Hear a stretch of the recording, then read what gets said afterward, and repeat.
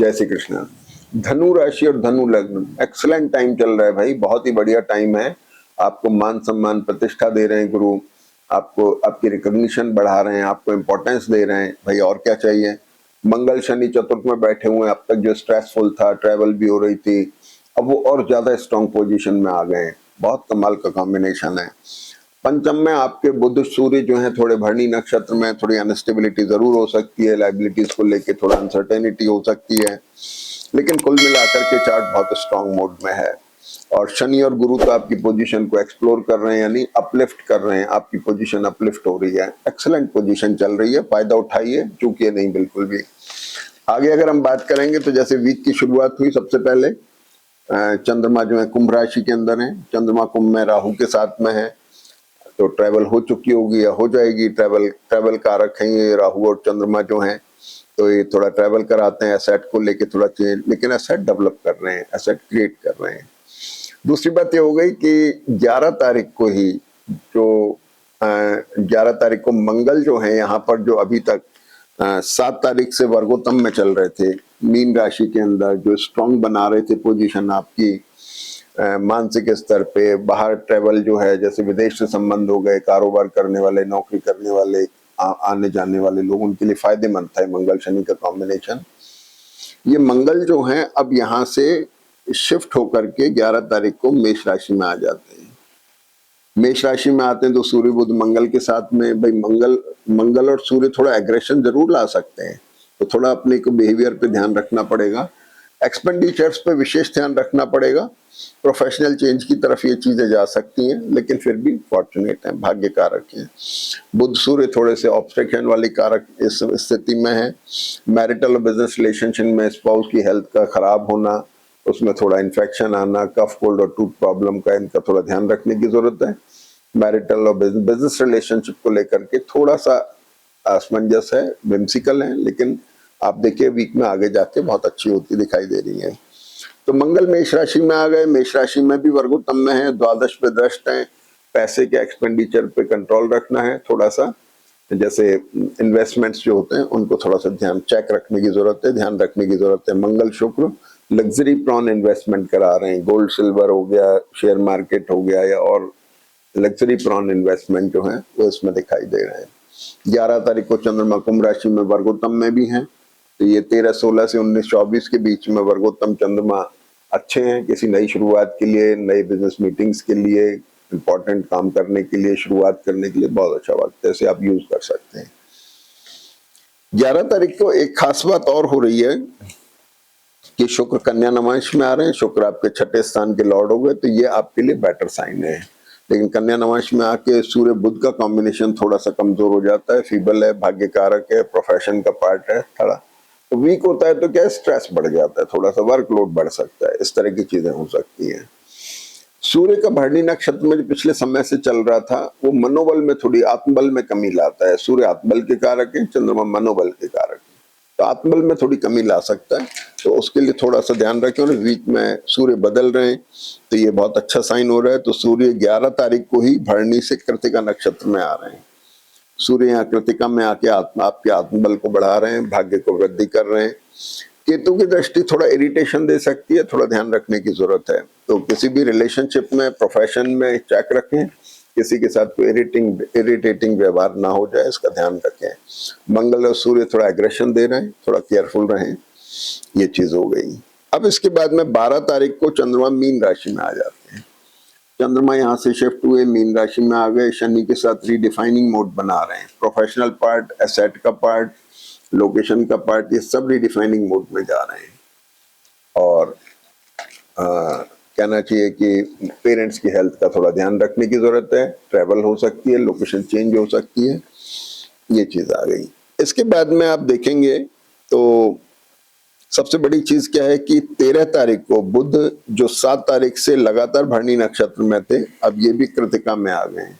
तो आपका जो प्रोफेशनल पार्ट था, यानी मैरिटल और बिजनेस रिलेशनशिप, आपका प्रोफेशन, ये भी जो विम्सिकल था, थोड़ा अनिश्चितता थी, अब वो भी सर्टेनिटी की तरफ जा रहा है। उसके भी ऑब्स्टिकल खत्म हो गए, वो भी थोड़ा सा बेटर साइड में चला गया। तो आपका देखिए यहाँ पे कॉम्बिनेशन जो है वो, ये जो ग्रह हैं दोनों, इन दोनों का लॉर्ड आपका पंचम में बैठा हुआ है, तो ये बहुत अच्छा साइन है, मतलब जो आपको बेनिफिट दे रहा है प्रोफेशनल पार्ट पे, भाग्य में वृद्धि कर रहा है। इसके बाद में 14 तारीख पे आ जाए, ये बड़ी इंपॉर्टेंट तारीख है। देखिए यहाँ पर जो गुरु सबसे ज्यादा कारक ग्रह हैं आपके लिए, वो वर्गोत्तम में आ रहे हैं। तो अब गुरु शिफ्ट होने वाले हैं, लेकिन उससे पहले गुरु आपको मान सम्मान प्रतिष्ठा देके स्टेबिलिटी देके जाना चाह रहे हैं, वो टाइम अब आ गया। तो गुरु का टाइम बहुत बढ़िया है और वर्गोत्तम में है गुरु, आपको स्टेबिलिटी देंगे प्रोफेशनल पार्ट पे भी, मैरिटल पार्ट पे भी, एसेट को लेकर के भी, कुल मिला के आपकी पोजीशन को स्ट्रेंथ मजबूती देंगे। 14 तारीख को शुक्र मिथुन राशि में आ रहे हैं। अब ये शुक्र जो है यहाँ से शिफ्ट हुए छठे भाव से, ऑब्स्टिकल वाले जो हैं अभी ऑब्स्टिकल फ्री हुई, यहाँ आ गए।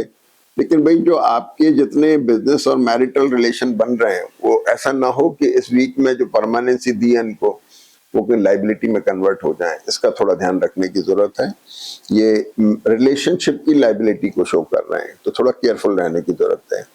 एसेट में थोड़ा छोटा मोटा रिशफल दे सकते हैं, इसका थोड़ा ध्यान रखने की जरूरत है। अब सबसे बड़ी बात क्या हो गई कि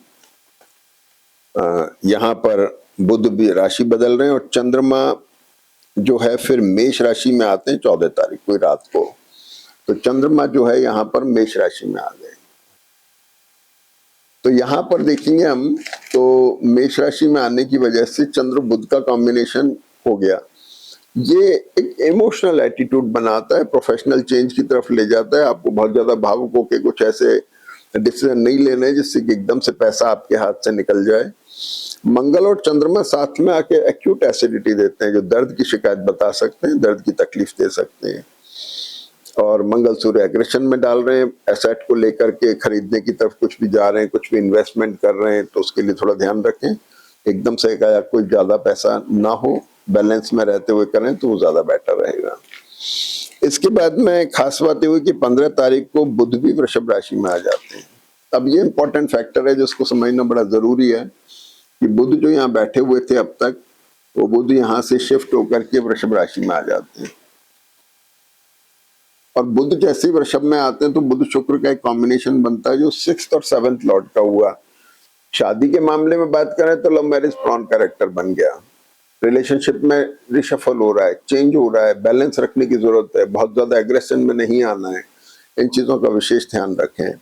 लेकिन गुरु आपके केंद्र में है, वर्गोत्तम में, तो चीजें बैलेंस तो रहेंगी, इसमें कोई दो राय नहीं है।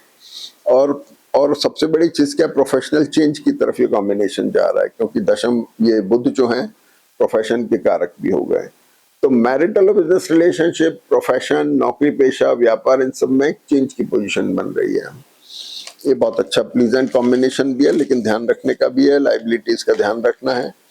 और आपके अगर लाइबिलिटीज क्रिएट होती हैं तो थोड़ा केयरफुल रहें, ज्यादा ना हो, इसका थोड़ा ध्यान रखें। स्पाउस की हेल्थ का ध्यान रखें, कफ कोल्ड और टूथ प्रॉब्लम की परेशानी हो सकती है, वायरल इन्फेक्शन वगैरह ये सब पॉसिबल है, आ सकता है।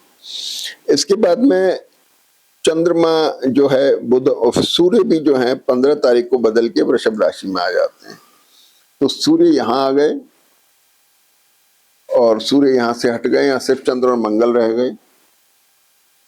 और सूर्य जो है शुक्र के साथ में, गुरु के साथ में कॉम्बिनेशन बना रहे हैं। कॉर्पोरेट सेक्टर, गवर्नमेंट सेक्टर के लोगों के लिए बहुत इंपॉर्टेंट है, उनके लिए बहुत अच्छा फायदेमंद है।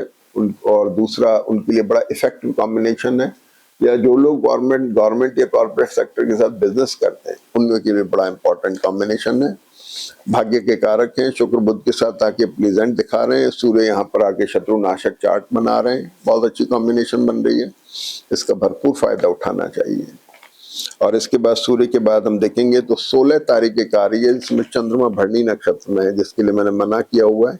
इस समय कोई इंपॉर्टेंट डिसीजन ना लें, भरणी नक्षत्र अनस्टेबल है, विम्सिकल नक्षत्र है, गलत डिसीजन हो सकते हैं, थोड़ा केयरफुल रहें। और 16 तारीख को चंद्रमा भी वृषभ राशि में आ जाते हैं।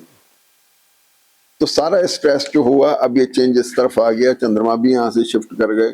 चंद्रमा ऐसे शिफ्ट करके सिर्फ मंगल यहाँ पर रह गए, द्वादश पे दृष्ट हैं, तो थोड़ा ध्यान रखने की जरूरत है। और चंद्र बुध की वजह से मंगल एक्स, मतलब कहना चाहिए पैसे का निकल जाना, एकदम तेजी से निकलना। इसका मतलब जो लोग गोल्ड सिल्वर में काम करते हैं, शेयर मार्केट का काम करते हैं, उतार चढ़ाव के काम करते हैं, उनको विशेष ध्यान रखना है, वैसा एकदम से ना निकल जाए, बहुत केयरफुल रहने की जरूरत है। और बहुत इमोशनल एटीट्यूड नहीं रखना है, जो भी काम करें उसमें बैलेंस रखें।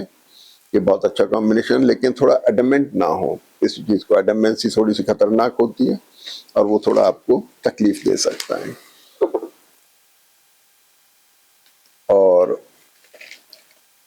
इसके बाद में हम बात करें तो ये कॉम्बिनेशन बहुत अच्छे हैं। बुध के साथ में एक्सप्लोरिंग कॉम्बिनेशन है, छठे भाव को ले रहा है। पैर में दर्द होना, कंधे में दर्द होना, ये पॉसिबिलिटी बन सकती है। प्रोफेशनल चेंज आ सकता है, नौकरी जिनकी जन्म पत्री वीक है, सडन नौकरी जाना, प्रोफेशनल में चेंज आना, ये सब पॉसिबल है। ये डिपेंड करेगा आपके अपने हॉरोस्कोप पे। अगर अच्छे मूड में तो अच्छे रिजल्ट आएंगे, नहीं तो ध्यान रखने की जरूरत है। ये कभी कभी बड़ा हैजर्डियस कॉम्बिनेशन भी होता है, स्पेशली धनु राशि वालों के लिए। केयरफुल रहें। जय श्री कृष्ण।